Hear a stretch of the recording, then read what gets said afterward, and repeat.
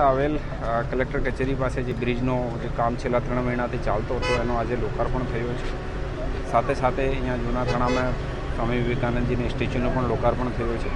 છેલ્લા 3 મહિનાથી જે ટ્રાફિકનો જે ડાયવર્ઝન થતો હતો અને લોકોને હાલાકીયા પડતી હતી, હવે જે છે ટ્રાફિક ડાયવર્ઝન ખતમ થઈ જશે અને એક સારો બ્રિજ બન્યો છે તો ટ્રાફિકમાં ઈજ જે છે સિટીઝનને મળશે.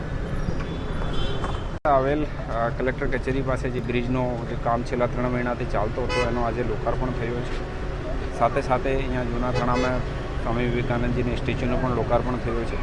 છેલ્લા 3 મહિનાથી જે ટ્રાફિકનો જે ડાયવર્ઝન થતો હતો અને લોકોને હાલાકીયા પડતી હતી, હવે જે છે ટ્રાફિક ડાયવર્ઝન ખતમ થઈ જશે અને એક સારો બ્રિજ બન્યો છે તો ટ્રાફિકમાં ઈજ જે છે સિટીઝનને મળશે.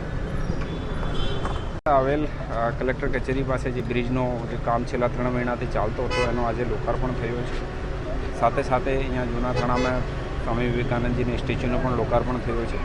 છેલ્લા 3 મહિનાથી જે ટ્રાફિકનો જે ડાયવર્ઝન થતો હતો અને લોકોને હાલાકીયા પડતી હતી, હવે જે છે ટ્રાફિક ડાયવર્ઝન ખતમ થઈ જશે અને એક સારો બ્રિજ બન્યો છે તો ટ્રાફિકમાં ઈજ જે છે સિટીઝનને મળશે.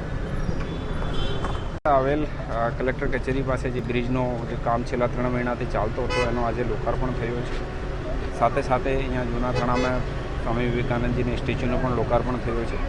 છેલ્લા 3 મહિનાથી જે ટ્રાફિકનો જે ડાયવર્ઝન થતો હતો અને લોકોને હાલાકીયા પડતી હતી, હવે જે છે ટ્રાફિક ડાયવર્ઝન ખતમ થઈ જશે અને એક સારો બ્રિજ બન્યો છે તો ટ્રાફિકમાં ઈજ જે છે સિટીઝનને મળશે. આવેલ કલેક્ટર કચેરી પાસે જે બ્રિજનો જે કામ છેલ્લા 3 મહિનાથી ચાલતો હતો એનો આજે લોકાર્પણ થયું છે. સાથે સાથે અહીંયા જૂના થાણામાં સ્વામી વિવેકાનંદજીની સ્ટેચ્યુનું પણ